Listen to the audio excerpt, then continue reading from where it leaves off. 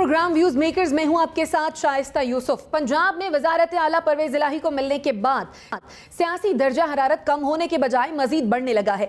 तहरीक इंसाफ के रहनुमाओं ने अभी से वफाक में अदम एतमाद लाने की बातें शुरू कर दी हैं, जबकि हुकूमत में भी इंतखाबात की तरफ जाने की बातें हो रही हैं। दूसरी तरफ वजीर दाखिला राना सनाउल्लाह ने पंजाब में गवर्नर राज नाफिज करने की धमकी दे दी है, जिसके जवाब में तहरीक इंसाफ के रहनुमा फवाद चौधरी ने वफाकी हुकूमत गिराने की धमकी दी है। अब सवाल यह है कि क्या पंजाब में तब्दीली के असरात वफाक तक भी पहुंच सकते हैं और क्या आने वाले दिनों में सियासी लड़ाई मजीद बढ़ेगी? इस पर डिस्कशन के लिए जो मेहमान हमारे साथ मौजूद हैं तारुफ करवा देती हूं। हमें ज्वाइन किया है अवैस तौहीद साहब ने, ब्रिगेडियर रिटायर्ड हारिस नवाज साहब हमारे साथ मौजूद हैं, जैगम खान साहब ने हमें ज्वाइन किया है और हमें ज्वाइन किया है नसीम सिद्दीकी साहब ने भी। आप तमाम मेहमानों के वक्त का बेहद शुक्रिया। जैगम साहब, आपकी जानिब आऊँगी। पंजाब में जो कई माह से आईनी बहरान था, कल के बाद आपके ख्याल में क्या सब कुछ हल हो गया या फिर कोई नया मसला सर उठा सकता है? देखिए, अगर आप इसको सिर्फ आईनी बहरान तक रखते हैं तो जो आईनी सवालात थे उसका जवाब सुप्रीम कोर्ट ने तो दे दिया। एक लिहाज से सुप्रीम कोर्ट के लेवल पर तो मसला हल हो गया, लेकिन क्या सुप्रीम कोर्ट ने जिस तरीके से इस मसले को रिजॉल्व किया उस पर तमाम फरीकैन मुत्तफिक हो गए? वो तो नहीं हुए। जाहिर है उसको पीटीआई के अलावा दूसरी पार्टियां उस फैसले को तस्लीम नहीं कर रही। लेकिन अगर आपकी इससे मुराद सियासी क्राइसिस है, पॉलिटिकल क्राइसिस है, जो एक लेवल पर कॉन्स्टिट्यूशन पर लड़ा जा रहा है और दूसरे लेवल पे जाहिर है एक ताकत की रस्साकशी है, मेरे ख्याल में वो तो ज़्यादा गंभीर हो गई है। अगरचे एक लेवल पर वो जो स्केल्स हैं, यानी जो तराजू है, अब वो झुक गया इमरान खान के हाथ में। It's a decisive victory for him, जिसके असरात पंजाब के निकल के इस्लामाबाद पर भी पड़ेंगे और इस्लामाबाद में शहबाज शरीफ की हुकूमत का टिकना भी मुश्किल हो जाएगा। तो उस लिहाज से अब टसल जो दो पार्टियों की है वो ज़्यादा बढ़ जाएगी। मेरे ख्याल में अब इमरान खान एक कदम आगे बढ़ेंगे और पीटीआई पूरी कोशिश करेगी कि वो शहबाज शरीफ की हुकूमत का इस्लामाबाद में टिकना मुश्किल बनाए। और उसके लिए जैसे आपने कहा, अभी से उन्होंने माहौल गरमाना शुरू कर दिया है मीडिया के मैदान में, और हो सकता है आगे चल के वो मुजाहरे करें या धरने दें या कोई दूसरा तरीका अख्तियार करें जिससे मजबूर किया जा सके इस्लामाबाद में शहबाज शरीफ की हुकूमत को कि वो जल्दी इलेक्शन कॉल करें। सही। अवैस तौहीद साहब, तहरीक इंसाफ को चौधरी परवेज इलाही साहब को वजीर आला पंजाब लगाकर आपके ख्याल में सियासी तौर पर क्या मिलेगा? और बहुत कुछ हासिल किया है चौधरी परवेज इलाही साहब से, और वो बहुत बड़े हरीफ हैं नून लीग के, उनको पंजाब का पता है। बुज़दार साहब जब चीफ मिनिस्टर थे तो असल में तो बहुत कुछ जो राजनीति का खेल था वो परवेज इलाही साहब ही खेल रहे थे। ब्यूरोक्रेसी को अच्छी तरह जानते हैं। 2002 के अंदर परवेज़ मुशर्रफ साहब के ज़माने में इन्होंने सर्व भी किया है और काम भी किया है, लेकिन क्या वो इस वक्त काम करने आए हैं, काम कर सकते हैं?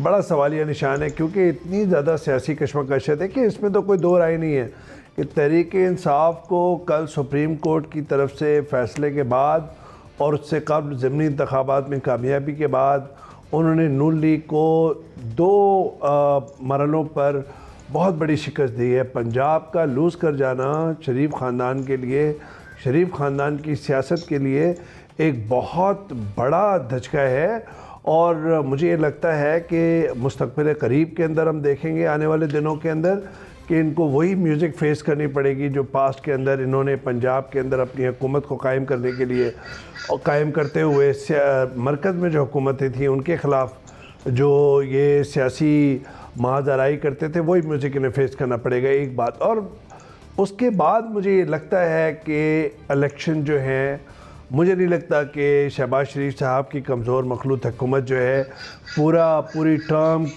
पूरी कर सकेगी, क्योंकि इस्लामाबाद तक कन्फाइन हो गए हैं और अब उनके पास महदूद ऑप्शंस हैं। और महदूद ऑप्शंस हैं, मैं तो कहूँगा बहुत कम ऑप्शन हैं पंजाब के अंदर मनूवर करने के लिए, पॉलिटिकल मनूवरिंग के लिए। देखिए, सुप्रीम कोर्ट का डिसीजन कोई भी हो शाइस्ता, जिस पे बहुत बड़े सवालिया निशान हैं और लीगल एक्सपर्ट्स भी उस पर बात कर रहे हैं कि इस डिसीजन के अंदर जो पास्ट के अंदर प्रेसिडेंट सेट की थी 63A की इंटरप्रिटेशन, उसको मद्देनज़र नहीं रखा गया है। तो माजी का फ़ैसला गलत था या ये फ़ैसला गलत है? ये लीगल एक्सपर्ट जो अपना केस प्रेजेंट कर रहे थे, ये उनका मौक़िफ़ है। और ये इसी बात को लेते हुए मरीम नवाज़ ने इसको आइनी बगावत कहा है, और दूसरी तरफ नवाज़ शरीफ साहब ने भी बहुत कुछ मलामत की है इस डिसीजन के हवाले से। और सवाल तो ये हो रहा है कि शहबाज शरीफ साहब की इतनी लंबी तकरीर पार्लियामेंट के अंदर, उसकी क्या ज़रूरत थी, क्या उन्हें बताना था, क्या फ्यूचर रोड मैप उन्होंने दिया, मेरा नहीं ख्याल। लेकिन ये बात ज़रूर है कि एक एग्रेसिव पोस्चरिंग हो रही है हुकूमत की तरफ से, महाजराई होगी। देखिए DGFIA राय ताहिर साहब जो है उनको तब्दील किया गया है, अभी हेडलाइंस में आपने बताया। मोहसिन भट्ट साहब आए हैं, जो मेरी इत्तलात है राय ताहिर साहब ने कुछ केसेस जो बहुत ज़्यादा इम्पॉर्टेंट थे इस वक्त हुकूमत के लिए, मखलूत हुकूमत के लिए, जिसमें फ़राह गोगी जो है, फ़राह साहिबा, उनका केस भी शामिल था, उसको परस्यू करने से इनकार किया था जो मेरे दर आए हैं। और हालांकि राय ताहिर साहब एक तवील अरसे तक शहबाज शरीफ साहब की एडमिनिस्ट्रेशन का लाजमी जुज़ रहे हैं, लेकिन वो इस पॉलिटिकल महाजराई के अंदर बकौल उनके करीबी जराए के जो बहुत बहुत मोहब्बत जराए हैं, उनका कहना है कि वो नहीं टूल बनना चाहते थे। दूसरी तरफ हवाएं ऐसी हैं जिसमें ये भी बाज़ गश्त है कि अटॉर्नी जनरल हो सकता है कि नई तकरीर हो जाए, उसमें इरफान कादिर साहब का नाम कर दे इसमें। तो इसका मतलब ये है कि मुस्तक़बिल करीब में महाजराई देखेंगे, बड़ी फतेह इमरान खान साहब की। लेकिन मुझे ये लगता है कि हार मानने वाली नहीं है हुकूमत। जी, इतनी आसानी से हार मानने वाली नहीं दिखाई दे रही आपको हुकूमत। नहीं, देखिए इस हुकूमत के पास ऑप्शंस बहुत महदूद रह गए हैं अपनी पूरी टर्म करने के लिए। मुझे लगता है कि माशी मसाइल में घिरी हुई इस हुकूमत के लिए सियासी शिकस्तों के बाद, आइन के में शिकस्त के बाद, यानी कि सुप्रीम कोर्ट में, मुझे लगता है कि बहुत बड़ा धचका है। और अब नवाज शरीफ साहब सैलवेज के लिए अगर आ जाएं तो नून लीग दोबारा हो सकती है। और ज़राए भी ये कह रहे हैं कि नवाज शरीफ साहब आने के लिए तैयार हैं, लेकिन मुझे लगता है कि इलेक्शन के बाद ही, इलेक्शन से पहले ही आ सकते हैं, केसेस बहुत सारे हैं। ठीक हो गया। ब्रिगेडियर साहब, एक ऐसी हुकूमत जो हम देख रहे हैं कि विफाक तक ही महदूद है, आपके ख्याल में वो मुल्की मामलात और गैर मुल्की मामलात बखूबी निभा पाएगी? शाइस्ता, इस वक्त जो है वो पॉलिटिकल क्राइसिस और ज़्यादा बढ़ गए हैं, और मैं तो इससे इस बात से मुत्तफिक भी हूँ। देखें, बात की है कि पंजाब एक बहुत बड़ा सूबा है, उधर KPK में भी PTI की हुकूमत है, बलूचिस्तान की हुकूमत जो है वो कि वो चेंज होते रहते हैं, और सिंध में जरदारी साहब की हुकूमत है। बात यह है कि इस वक्त इन एनवायरनमेंट में do we want a political stability, और हम और ज़्यादा इसको ख़राब कर रहे हैं, और उसके बाद इकनॉमिक क्राइसिस में इतनी दूर स्लिप कर रहे हैं कि वापस होना मुश्किल हो जाए, ये हालात हो रहे हैं। और फिर इट इज़ टोटल कन्फ्रंटेशन। जाहिर है कि इस वक्त जब इस्लामाबाद में कन्फाइंड रह जाएगी हुकूमत, कभी वो गवर्नर राज की बात करेंगे, कभी कोई और बात करेंगे। इमरान खान साहब ज़ाहिर है वुड लाइक के वहाँ पर वहाँ हुकूमत ख़त्म हो और जनरल इलेक्शन पे जाएँ। इसमें दोनों पॉलिटिकल लीडर्स को यहाँ पर बहुत हौसला और जुर्रत दिखानी चाहिए। At least now Imran Khan can take a step. अगर हुकूमत नहीं लेती है इनिशिएटिव, तो इमरान खान को चाहिए कि जी आए, बैठे, अली इलेक्शन की आप अगर कहते हैं हम कराएंगे, तो हम बैठ के बात करते हैं, जिसमें इकोनॉमी भी हो, पॉलिटिकल स्टेबिलिटी भी हो, अली इलेक्शन में वट एवर यू वांट, क्या open forum, all open, we can discuss everything. लेकिन ब्रिगेडियर साहब, मसला तो यही है ना कि ये लोग इकट्ठे बैठने के लिए तैयार ही नहीं है, बात करने के लिए ही तैयार नहीं है। देखें शाइस्ता, अब अगर ये तैयार नहीं है, क्या हम सब बैठ के ये तमाशा देखते रहेंगे? क्या मैं, तौहीद साहब और ये नसीम सदीकी साहब और जैगम साहब यही बातें करते रहेंगे, मुल्क को जाने देंगे? पाकिस्तान फर्स्ट, पाकिस्तान है तो हम सब हैं।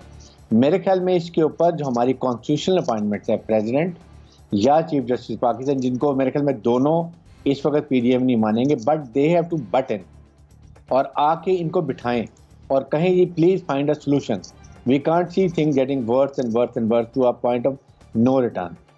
और वहाँ पर जो भी फैसला होता है, चाहे वो अली इलेक्शंस का होता है, क्या अली इलेक्शन भी इसका आंसर है? 3 महीने जो और नुकसान होगा, क्या वो हम इसको बर्दाश्त कर सकते हैं?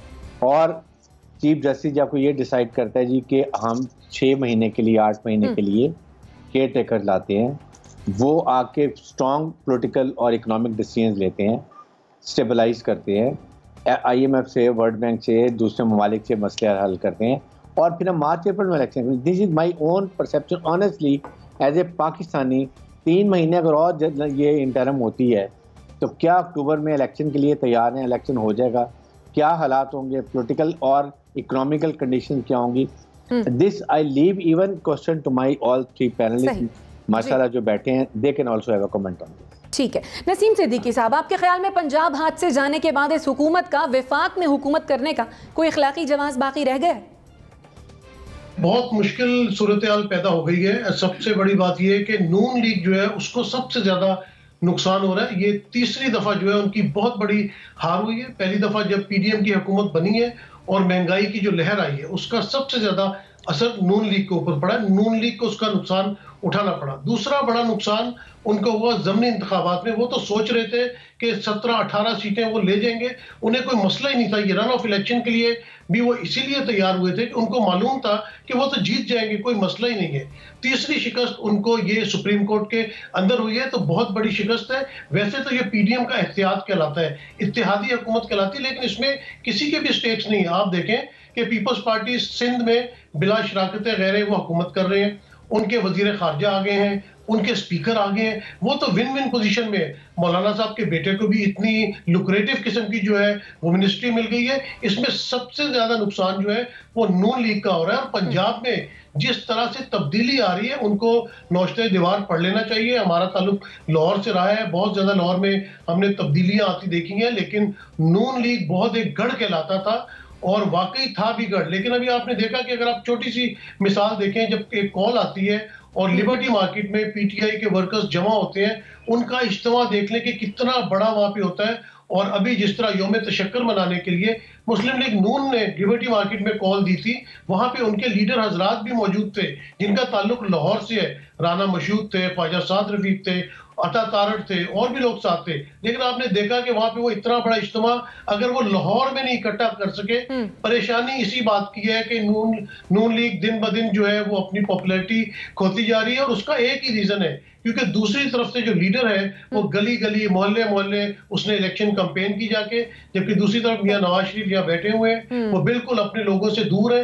और अगर मुस्लिम लीग नून का वोट बैंक है तो वो नवाज शरीफ की वजह से है। नवाज शरीफ को लोग पसंद करते हैं, उनकी वजह से वोट मिलता था, तभी मुस्लिम लीग का नाम मुस्लिम लीग नून है, जिससे नवाज शरीफ बनता है। और नवाज शरीफ साहब भी पहले दिन से इस बात पर बिल्कुल खुश नहीं है कि इस तरह हुकूमत लेके अपने नाम बदनामी मोल ली जाए। जब शहबाज शरीफ और काबीना यहाँ पे आए थे तब भी उनका यही कहना था कि आप लोग किसी तरह इलेक्शन में जाने की कोशिश करें।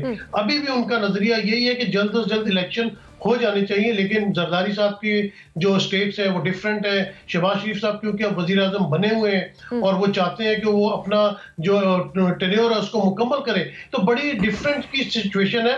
अगर इस वक्त पाकिस्तान में इलेक्शन अनाउंस हो जाते हैं उससे एक स्टेबिलिटी मुल्क के अंदर आ जाएगी, इसलिए कि IMF को भी पता चल जाएगा कि अभी इंटरिम गवर्नमेंट है, वो उनके साथ टाइमली बैठ के जो है वो कोई भी मुआहदे टेम्परेरीली कर सकते हैं और उसके बाद नई हुकूमत आ जाएगी तो वो आगे बेहतर परफॉर्म कर सकती है। तो पाकिस्तान की जो मईशत है ये अनसर्टेनिटी की वजह से बिल्कुल जो है वो जमीन की तरफ जा रही है। ये अनसर्टेनिटी खत्म होनी चाहिए, इसकी वजह से पाकिस्तान में आपके ख्याल में अनसर्टेनिटी खत्म होनी चाहिए। और मियां साहब की गैर मौजूदगी से मुस्लिम लीग नून को खासा नुकसान हो रहा है, आपका पॉइंट आ गया।